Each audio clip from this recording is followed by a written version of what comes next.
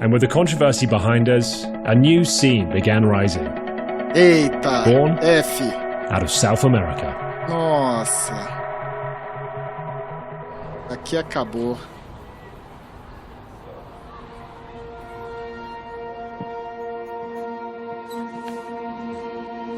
Nossa.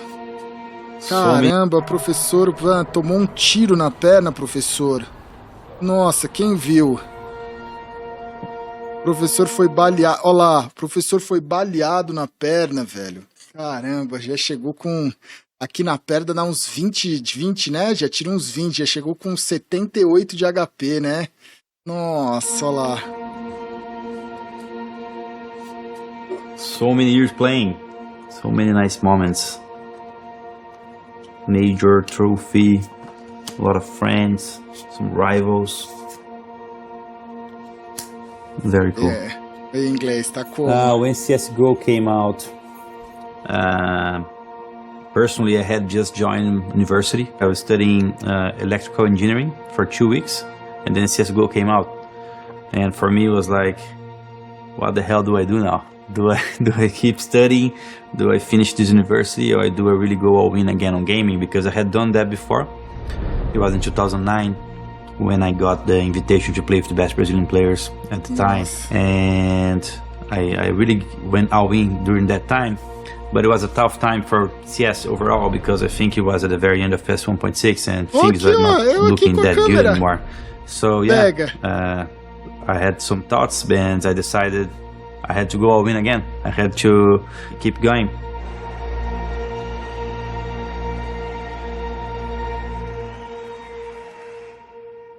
And then 2014, we decided to go to our first CSGO tournament. It happened in France. And on that specifically month, we decided to use all the gatherings, all the money we received from the Students on Games Academy. This is Fallen. I'm here to talk today about CT on Mirage. And we actually told the community, hey, we're going to be using the money to go to that tournament. So the subscriptions doubled. And we went from like 200 students monthly to 400 at that time. And then we played our first tournament there. I think we won a match and lost all of the others, or maybe we lost all the matches. And it was quite funny, because even Pasha here, I remember in Fur, he was like on the tournament, I'm going to take a photo with this guy. I might not have ever seen him again, you know? And then that's when we went for our first international tournament. We played MLG Aspen. And that's when we really showcased ourselves to the world for the first time, because we beat Cloud9. Jordan and his team was doing super good at the time. Then here comes the Brazilians coming from nowhere, nobody ever heard of them. And then we played an amazing match against them on Mirage. We were playing with a couple new strategies that no one had ever seen it. We were literally throwing 5 smokes at the same time on A side. To make sure that they don't take any losses once these grenades come in. And there you go. See Cloud9 moving in a little bit. They know what's going on. We had all planned out where we're going to plant the bomb, which kills are going to come, how they would freak out when they see all the smoke. And then people are like, oh my god, like we got to get this game global. Just like that, Cloud9 get obliterated against the Brazilians. Kaboom, I don't think anyone saw that coming. And Cloud9 looks stunned, they look speechless. And watch out, world, Brazil's got a contender. Having the Brazilians as a rival were interesting because they moved to USA, so now we had a new practice partner, and these guys were like, "Whoa, these guys could shoot." Yeah, so we first went to US, and we went together to some stores, buy the first tables, get the first chairs. You know, we were deciding who is gonna sleep with who, because we didn't have enough rooms for everyone. But you know, there was just this feeling that what really mattered to us was playing some CS. And that's when we received the first invite to play qualification process in Katowice for the major. During that trip, we didn't have enough money to do all the things we wanted. And that's when Flusha had just won, I think, a Pantamera tournament in Sweden. And he decided to donate his winnings to our cause. Hey Flusha, we're just hanging out here in Denver and realized that you made a donation for us of 4K reals. And because of you, we are ready to go there. Thank you so much, man. With a lot of help from himself and other players and other orgs like ESA and Brazilian community, were able to go to Poland and qualify for the first major. And you can imagine the pressure, right? Because not only we really wanted to go through and do well, but a lot of you have helped us financially and emotionally, and everyone was supporting us. And when we went to the last match, we were playing the Danish guys, and I just remember the feeling of finishing that match and recognizing how important that win was. Fallen picks it up, and Kaboom advance another step closer to the major.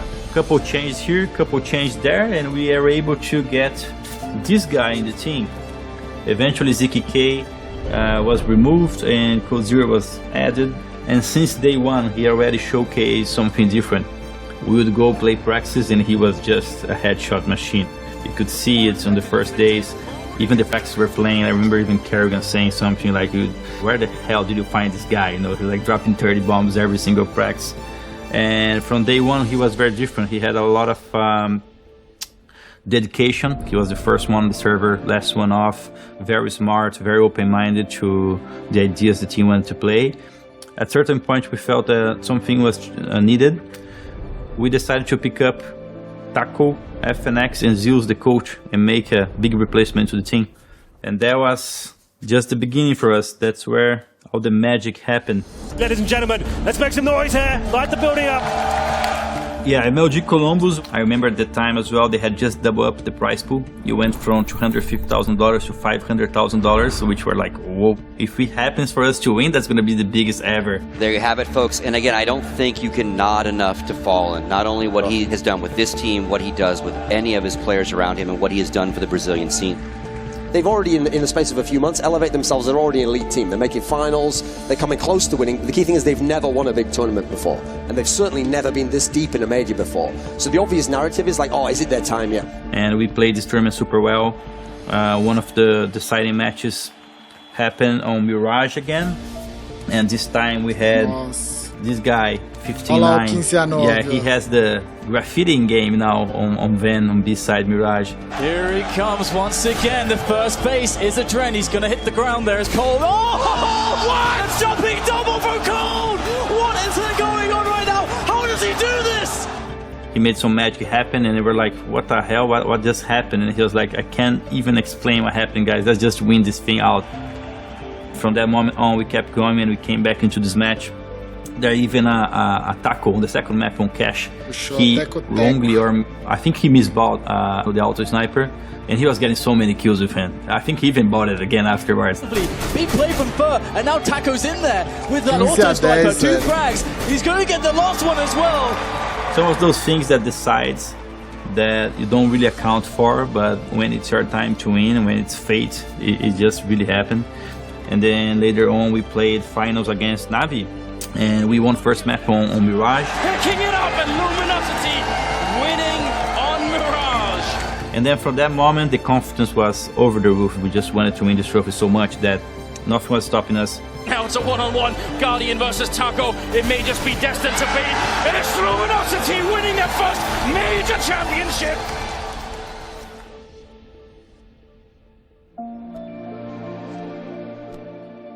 So yeah, this team was quite special. Quite special. Selfless player, Taco, playing for the team, doing his anchor role. Every team wanted to have a Taco at the time.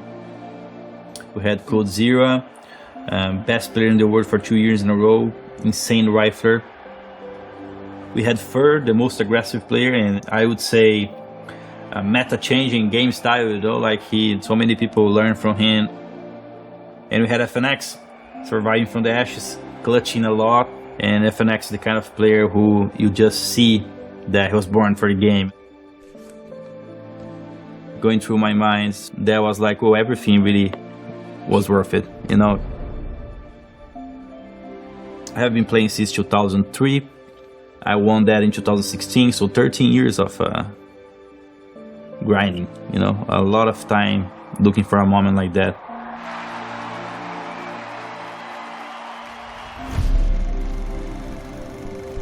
I know that you've sacrificed an awful lot. You've moved home, you've left family at home, you've had no money, you've put money into the scene, you've helped the Brazilian Counter-Strike scene, so much. Can you sum up to me just what this means to the country of Brazil and your teammates? Just to sum it up, this is our dream coming true. And I don't know, just thanks. It's our dream to play Counter-Strike competitively and winning the biggest tournament ever on CSGO. means so much to me personally, and I'm sure it means a lot to my teammates as well.